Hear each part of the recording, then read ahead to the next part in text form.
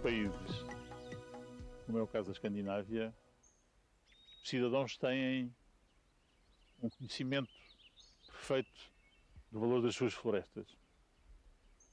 Em Portugal, embora a floresta portuguesa contribua com mais de 400 milhões de contos para a nossa balança de exportações, o que é cerca de 1/8 da exportação total, são poucas as pessoas que conhecem realmente o valor da floresta. E quando falamos de valor de floresta, não podemos falar apenas do valor económico. Temos que falar dos seus benefícios indiretos, da sua capacidade para a produção de recreio, para a produção de fauna bravia, para a produção de diversidade biológica, para a fixação dos solos das nossas serras, para a proteção das nossas bacias hidrográficas. Enfim, mais modernamente, falar-se de floresta obriga quase a falar de questões fundamentais para a sobrevivência da humanidade, como possam ser a conservação do carbono, a fixação do carbono ou a estabilização do clima. Com este programa vamos tentar, pelo menos, estimular o interesse dos espectadores para a floresta portuguesa e convidá-los a que as visitem, as diversas modalidades, os diversos tipos de florestas que temos, que as visitem, partam à descoberta, porque todos os dias encontrarão coisas novas.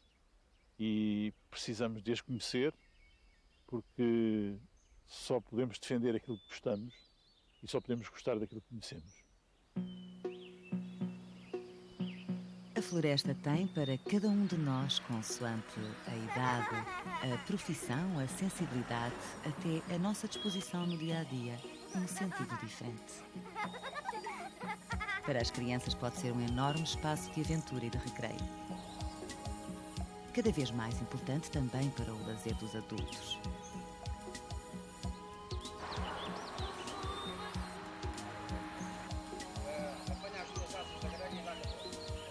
Motivo de inspiração do fotógrafo.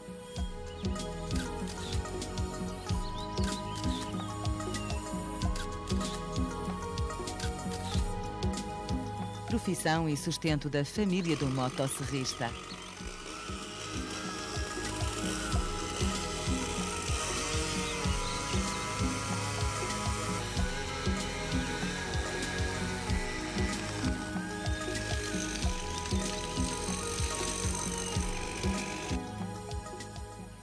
Para o caçador, um espaço onde se multiplicam os animais bravios e, em especial, as espécies de caça maior, como o javali, o corso, o gamo ou o veado.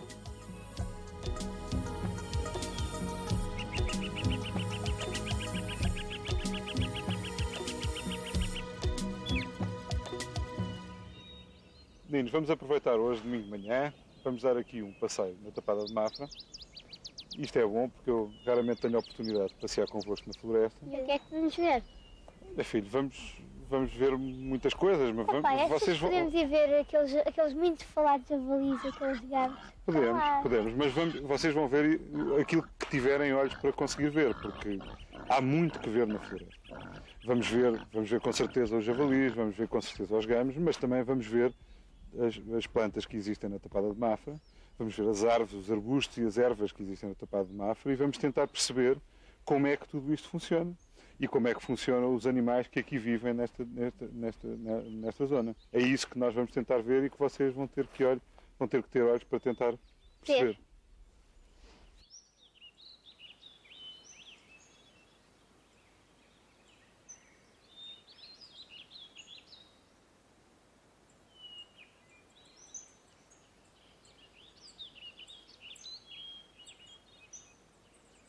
Olha, e se a gente se sentasse aqui um bocado?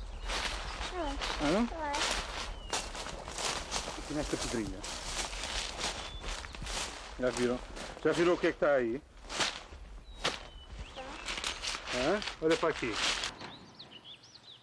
Sobre estas folhas que caíram e que estão a decompor-se, existem uma enorme quantidade de variedade, uma enorme variedade de animais invertebrados, como as aranhas, como insetos dos mais diversos.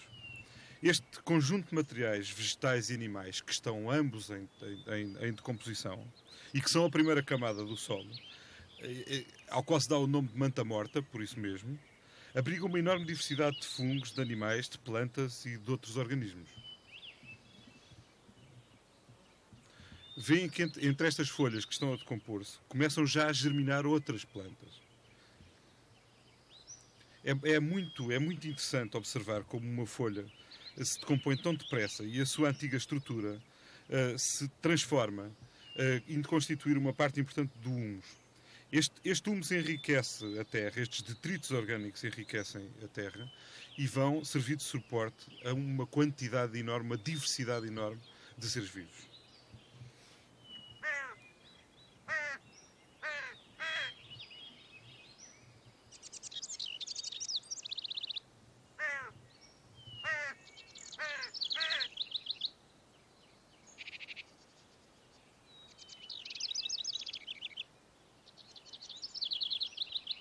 Olha, Manel, tu estás sempre a falar de centopeias, olha, ali vai uma. Estás a vê-la?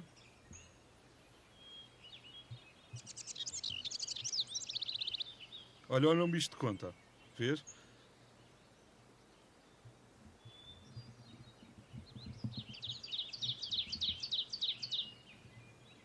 Mas também há plantas aqui a germinar sobre este. Vejam este bulbo a germinar.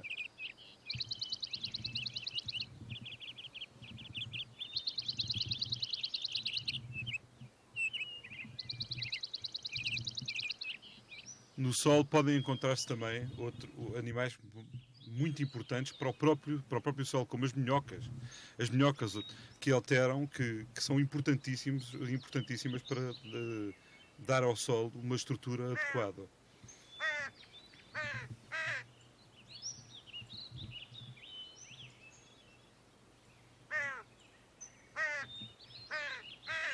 Há também uma enorme variedade de larvas e de pupas de inseto que passam no solo por algumas das suas metamorfoses. Muitos desses animais vivem dentro de troncos que se estão a decompor e abrem nesses troncos novas galerias que aumentam ainda mais a velocidade de composição, como vocês aqui podem ver.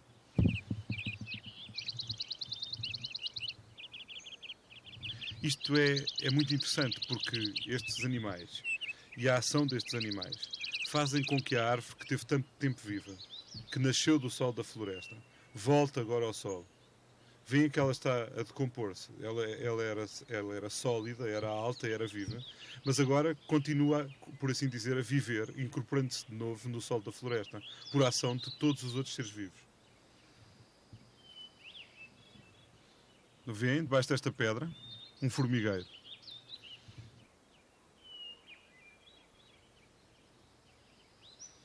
Vêm estas castanhas, elas vão cair no solo e vão germinar para fazer novos castanheiros. Mas podem também servir de alimento a este rato, ou outros pequenos roedores, ou às aves, aos coelhos, ou aos veados, ou aos javalis que tu gostas tanto, Manel.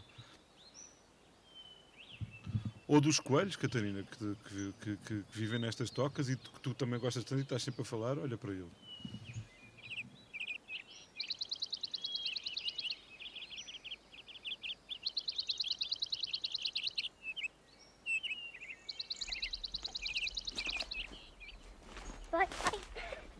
Olha um cogumelo. Ah, um cogumelo. O que é um cogumelo? É um fungo. Muito bem. O que é um fungo? Olha, o fungo são organismos que têm uns fiozinhos, chamado, o conjunto desses fiozinhos é o micélio. Neste caso, é um cogumelo que tem o micélio no solo, está dentro do solo. E é curioso porque fazem associações com as árvores. Associações de que ambos tiram vantagem. O cogumelo vai buscar os alimentos das plantas e a água, e a árvore dá-lhe o que ele precisa para viver. Na floresta e no solo da floresta há muitas espécies diferentes.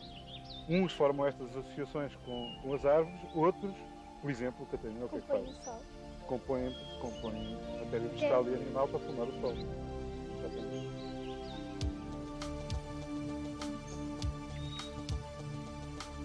A biologia dos cogumelos é tão interessante que muitos cientistas são atraídos pelo seu estudo. É apaixonante o estudo dos cogumelos. Até porque muitos dos cogumelos são típicos de determinadas florestas. Há uns que ocorrem essencialmente nos pinhais, Há outros que são mais associados a carvalhais e ainda há outros que são típicos dos montados de sobreazinho. No solo da floresta, como há pouco conversámos, os micélios dos fungos, ou seja, nos filamentos finos que constituem o fungo, unem-se com as raízes das árvores. E essa associação, constituindo uma associação de que já falámos, de que ambos tiram benefício.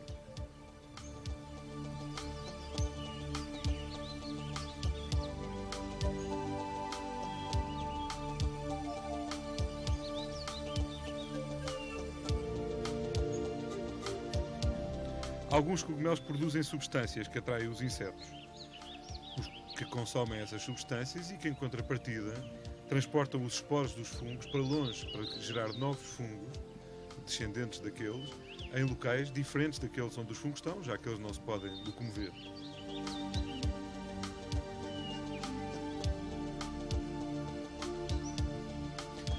Quando os cogumelos estão enterrados, nós podemos cortá-los e ver a forma que eles vão ter quando emergirem, como podem ver.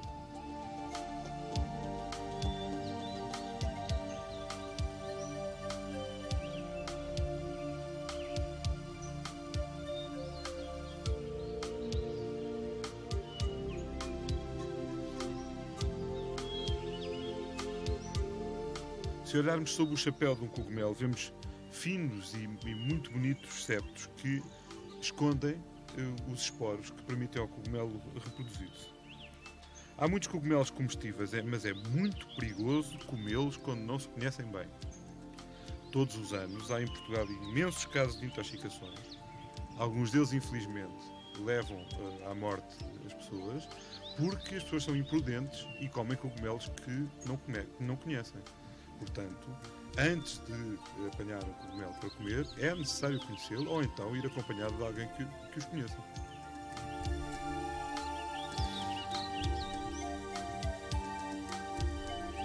Viu o que falávamos há pouco, da ligação do micélio do fungo com as raízes finas do pinheiro? Aqui está um exemplo do que falávamos.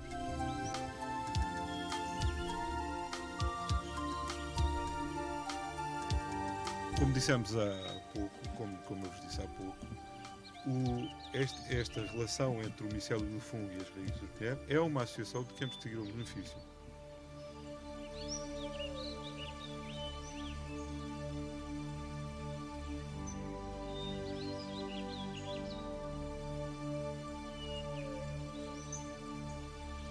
Mas, além disso, os cogumelos têm outra função muito importante porque servem de alimento a animais das mais variadas espécies.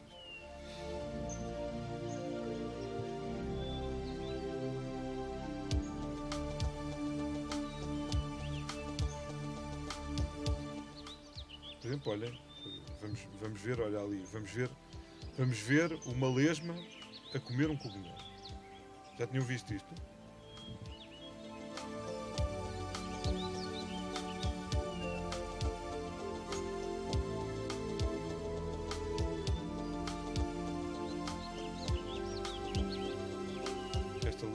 Banqueteia-se com um belo cogumelo.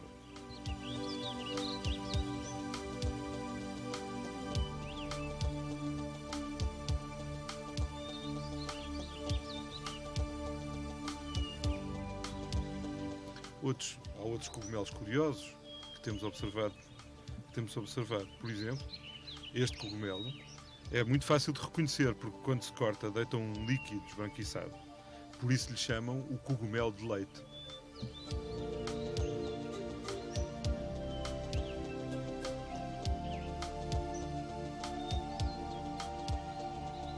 Vejam ali, olha, até numa pinha pode germinar um cogumelo.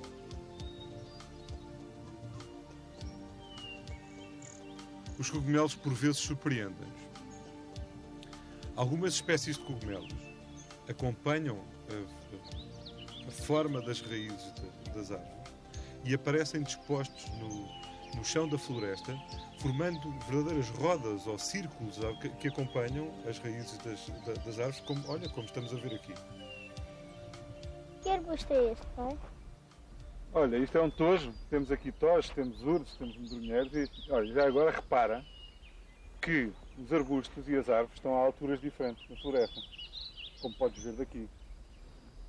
Os arbustos formam como que um andar diferente da copa das árvores. E isso é muito importante na organização da vida na floresta.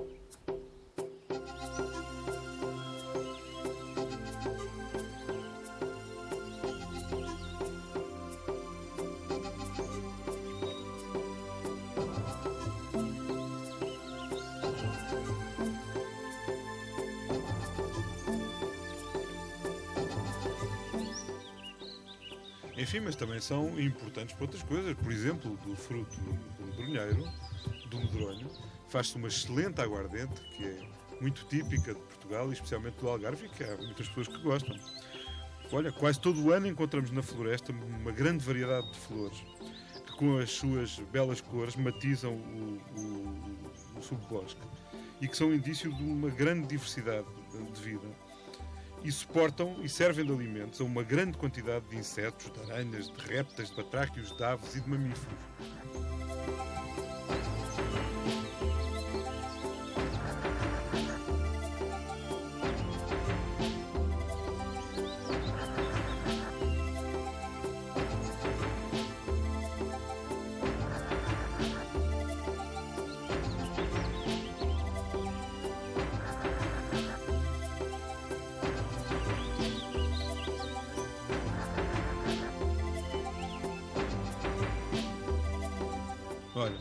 Olha esta rã, ali escondida, com aquela cor, camuflada no meio da erva.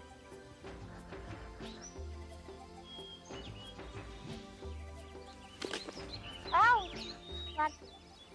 Ah, pois é, Manuel. Mas é. Sabes onde é que tu te picaste? Não. Picaste na folha de um tojo.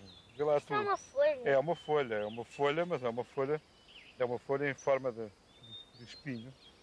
Os arbustos têm folhas muito diferentes e este é um tojo, é um arbusto muito comum nas florestas e nos matos portugueses e tem esta folha que te picou.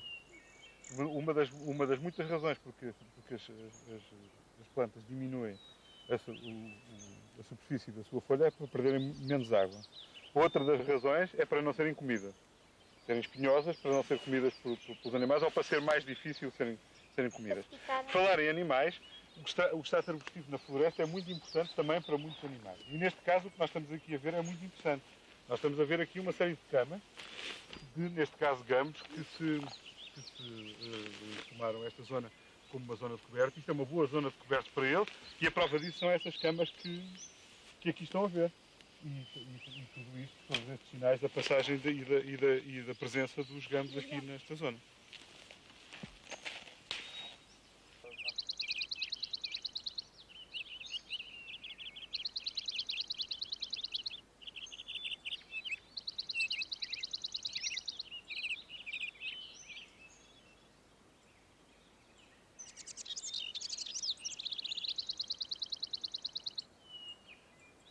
Estão a ver aqui este belo sobreiro, é um sobreiro que nem sequer lhe tiram a cortiça aqui na Tapada de Mafra.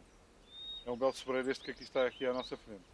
E como veem lá em cima, naquela copa tão alta, aquela copa alta interessa muito e é muito importante para um conjunto muito grande de Pai, espécies. quantos anos demora uma árvore a crescer? Ah, filho, depende da árvore. Depende da árvore, mas isso é uma pergunta importante. Um sobreiro, como este que aqui vês, é um sobreiro que pode ter 70, 80, 90 anos. Há outras árvores que crescem muito mais depressa. Mas o que é importante nas árvores é por elas crescerem devagar e permanecerem no mesmo sítio durante muito tempo. Elas são um elemento permanente na floresta. Enquanto, por exemplo, as ervas desaparecem todos os anos, as árvores mantêm-se e são elementos... Pai, e porquê que aquela árvore ali tem o tronco todo negro? Filho, aquilo é também um sobreiro. Aquilo tem que ver com uma doença do sobreiro, que é causada por um fungo, como vimos também. Aquele fungo é um fungo parasita, é um fungo que faz mal à árvore sem que a árvore ganhe alguma coisa em troca. Que bem que estás aí debaixo da copa e debaixo da sombra dessas folhas. As folhas são importantes porque nas folhas se faz a fotossíntese. A fotossíntese é um processo que, com a energia do sol, da luz do sol, retira dióxido de carbono da atmosfera e o converte em material orgânico das plantas. Neste caso das árvores, muito desse material orgânico vai para o lenho. E aí fica armazenado. Hoje em dia, que há tantos problemas com o excesso de dióxido de carbono na atmosfera, isso faz aumentar ainda mais a importância das árvores. As árvores que podem ter feitios esguios, como o pinheiro bravo, ou podem ter copas redondas, como o pinheiro manso, podem ser de folha persistente, como os pinheiros, ou podem ser de folha caduca, como este chopo.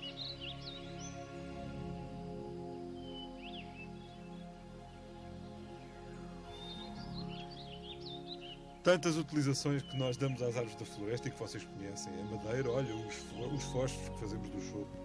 Utilizamos a cortiça dos nossos sobreiros e é importante que vocês saibam que Portugal é um grande produtor de cortiça, porque nós temos muitos sobreiros. A cortiça é a casca do sobreiro, que lhe serve para resistir à secura, que lhe serve para resistir ao fogo, ao qual nós damos tantas utilizações importantes. Mas as árvores servem também para muitas outras coisas. No ramo de algumas árvores, há ninhos de aves tão importantes e tão raras como estas águias de Bonelli, por exemplo.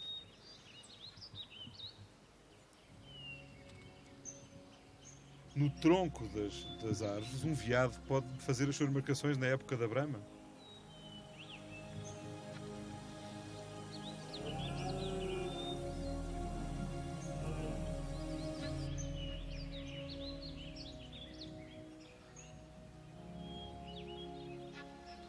As florestas desempenham um papel importantíssimo no ciclo da água. Aumentam a infiltração da água no solo. Elas próprias devolvem a água à atmosfera através das enormes quantidades de água que transpiram. Elas interceptam a chuva e fazem-na diminuir de velocidade, reduzindo assim os riscos de erosão do solo. Elas provocam a precipitação do orvalho.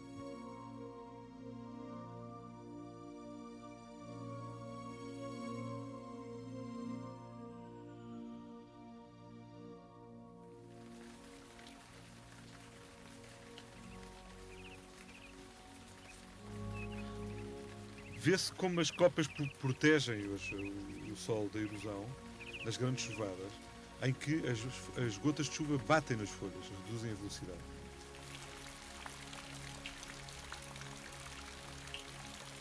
Vê-se aqui como as gotas de chuva ficam suspensas das folhas.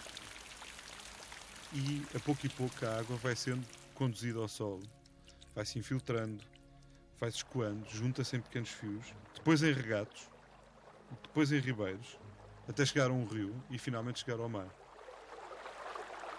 As florestas são, pois, sistemas muito complexos em constante renovação. Venham visitá-las com os vossos filhos, os vossos pais, os vossos alunos, os vossos amigos. Elas são um desafio à visita, à aventura, à descoberta. Este programa resultou da cooperação entre a RTP e a Direção-Geral das Florestas. Só foi possível graças à colaboração de muitas dezenas de pessoas a quem queremos aqui expressar o nosso agradecimento. Em particular, quero recordar aqui a memória do colega Álvaro Branco Vasco, que tão prematura e brutalmente foi arrancado ao nosso convívio, mas que foi, de facto, o ponto de partida para que este programa fosse possível. Assim consigamos nós fazer o que ele tanto desejava, e os seus espectadores, em particular os mais novos, através destas imagens, sejam estimulados a apreciar mais os valores das nossas florestas e dos nossos espaços florestais. Assim, Sr. Espectador, agradecemos a sua companhia e contamos consigo nos próximos 12 programas que irão para o ar, à mesma hora, neste mesmo canal.